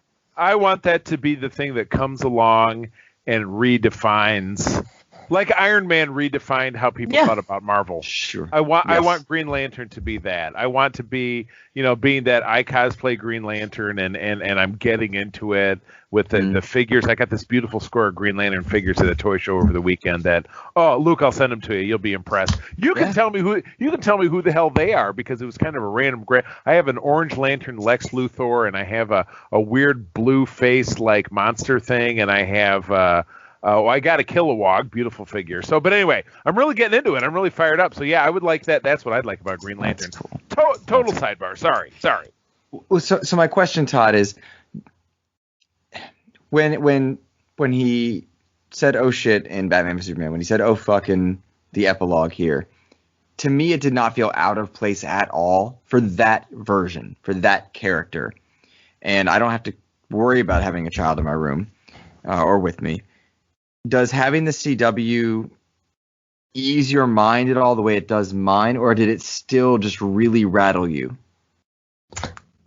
And that's where I appreciate the DC doing multiple different takes on a character. So it doesn't mean there's one definitive, which I find fine, because I think you should be able to take characters and tell different stories, which I appreciate, versus the MCU where we're not going to get Captain America, Chris Evans, Steve Rogers again until they tell us he's coming back. So versus saying the right Superman can be for the right story. So in this instance, I think it's fine for this take, but my son is so totally disinterested because of the tone and this take of this. And I feel like I don't know if there's a interest in this that's going to actually get kids excited for this, which means I don't want DC to be like the Star Trek audience at a certain point where it's just like it's 85-year-old guys versus nobody cares about DCU anymore. So in a way, I'm like, I'm glad everybody got this take. I just think I'm ready for something different, and I think that's perfectly fine. Like the Matt Reeves Batman and his take, what it's going to do, and what we're going to see with Shazam next, and where Wonder Woman's going next, and maybe we get Flash with Flashpoint, where he takes some of these core characters we got from the Snyderverse and it repositions them in a different way that's maybe a little bit more PG-13. So I get that Reeves one is going to be PG. No, that one is not. I think it's going to be more of the. It's going to feel more like the Nolanverse in a way, which I think is fine, because I think Batman's the one character that gets to play in that gray space where he can be the guy that, he does questionable things. I just think Superman has been allowed to get a point where I really want to see his take, and I think we're getting that with the Lois and Superman story. But I would love to see that. I think there's so many good takes from the heritage of DC Comics that we just haven't seen. The Grant Morrison JLA storyline we got would be so ripe for the picking to see what we could do, almost like a Secret Invasion take with the Mars villains, but we just haven't got that. So my con is just I get the excitement for this. I just think it's limited rewards going forward if we continue this path. But I don't want to say that people shouldn't get this. So I get it. If you want the David Ayer Suicide Cut, perfect, great. Maybe it's an HBO Max, give them extra $30 million. I just think it's time for something new. A new day, and we're seeing that with some of the characters that are coming through. But I don't want to crap in someone's cornflakes, as they would say. So if he does get another take on this, I'd love to see what he does, and maybe that's the best place is HBO Max. Luke, to your point, versus a theatrical cut. Right. And wouldn't it be cool to see him do something more of a series, anyways, where he gets 10 hours to tell a story? Right. Yeah, to do exactly what they're doing over on Marvel. Yeah, and I don't know if you guys watched, but I mean, this was cut in have different takes. It felt like. Yeah, and even on the mobile app, I could see different placeholders in the different periods. So maybe that's the way it should go, Luke. To your point, maybe that's the better point. Is a theatrical in a TV series perspective, and that's where we could see it go. But that's I think where we land. So I think that's probably a good place to land. But last place, guys, the epilogue. I just want everybody's takes on the epilogue because that was so weird. It was such an odd take, so many different things, and it's like I can't even digest that. Where did it land with you? It was bold, but ultimately kind of toothless if this is really going nowhere. And wasn't really done for the shock value. Oh, we threw the Joker in, and here's Batman's about to laser everybody. So I just don't know what purpose it served because it's not really painting the picture for anything to come. As much as I love seeing Martian Manhunter twice, I just don't really know what purpose it served. That's I'm kind of C- with that. You know what I mean? I don't really get it. I still want to find out why the Joker is important. Because he just shows up and he's a guy with a gun. Is he gonna be the guy that kind of like gives Superman the limerick with that? Causes him to go insane because, that whole point just seemed to be more of a plot point versus a why is he actually valuable. But I mean, it's just a weird thing. The Martian Manhunter showing up saying, "Yep, I'm here to help." Blah blah blah. Some of those points we did get the Deathstroke showing up, but then he gets Bruce Wayne thrown out, but then he shows up in the future where he's an ally to Bruce Wayne. It just seemed like a very throwing everything in the kitchen sink to say, "Wow, look at what we could do." Right, exactly right. So all of that took place because there is a future that exists where Lois was not saved by Batman, and because she wasn't saved, Superman fell to evil. It's a standard injustice storyline. It's an adaptation of sorts, and in those stories, all the villains and heroes pretty much band together because like half of them are wiped out, regardless of allegiance, and it's us or enslavement. Strange bedfellows. Right, exactly. And so I kind of liked seeing Deathstroke and Batman together, and we'd never seen Affleck's Batman with this version of the Joker, and in that same vein, it really brought home and carried home this theory that I think several people have, but it really brought home for me personally the idea that I don't think that's the original Joker. I think that's Jason Todd. And there are a couple pieces of evidence that I would point out to you on this. There's a wonderful line that makes no sense in Batman vs. Superman when he says it the first time. He says, 20 years in Gotham, Alfred, how many good guys are left? How many stayed that way? That's Bruce Wayne, the very angry Bruce Wayne, bitter, emboldened, and angry, talking to Alfred. And he says, how many stayed that way? And this is recently, like within very similar time where we just seen that suit, which is Dick Grayson's Robin suit, by the way. A lot of people didn't know that is not Jason Todd's suit. That is Dick Grayson's. Dick Grayson is dead. And then you go into this epilogue where he says, Joker says to Batman, you don't send a boy wonder to do a man's job. And at that point, the frame shifts, and then it clears up, and you see him. In the Suicide Squad, the original stuff, there was a J tattooed onto Joker's face, which is very reminiscent of the J that he is branded with in the Arkham series and in a couple of versions where Jason Todd is branded with the J, and is very similar to the Revenge of the Joker story, which Tim Drake was taken by the Joker and messed with a bit there. It would make perfect sense if the original Joker was dead and this was Jason Todd, corrupted and gone and messed up, because the take is very different than standard Jokers, and it doesn't match everything, even down to the tattoo on the hand and whatnot. But I love the idea that could be Jason Todd. And in many ways, you see these Reddit fan theories about different elements, and they go all, forgive the term, but batshit crazy. Forgive the term. Yeah. Hee. But Snyder is known for doing that and placing seeds for stories far later. And you can track almost all of these in Justice League through the course. He doesn't do anything by mistake or haphazardly. And so I would have loved to see that alternate world. And Joker calls him out. How many timelines exist where you didn't have the balls to die and got her killed, and this is your fault. And I like the idea that this is Batman's fault and he's working to stop it. There's just some neat stuff within that that I'm curious about. And clearly, in the Nightmare timeline, Darkseid has the anti-life equation and can take over any sentient life that he wants to. And why not take over the most powerful being that's the only one capable of beating you? It's really interesting. Yeah, but I just want to understand, why does Batman need a trench coat? That has not been solved. So I've thought about that. The only thing I think of is that it's cold. It looks like it's a desert.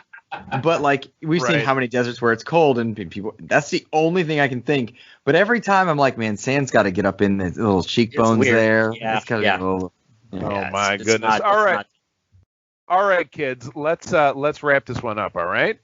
Yeah, so we're gonna do this on a scale of Lex Luthor's. So I'll give you our scale because we picked these and we chose in advance. So Lex Luthor, we're basically 1 to 7. 7 is the highest, 1 is the lowest. So we're saying basically the Lois and Clark Lex is 1. Nobody even remembers what his name is. Then we have the Eisenberg Lex, which is 2. The Smallville Lex, Michael Rosenbaum, 3. John Cryer, 4.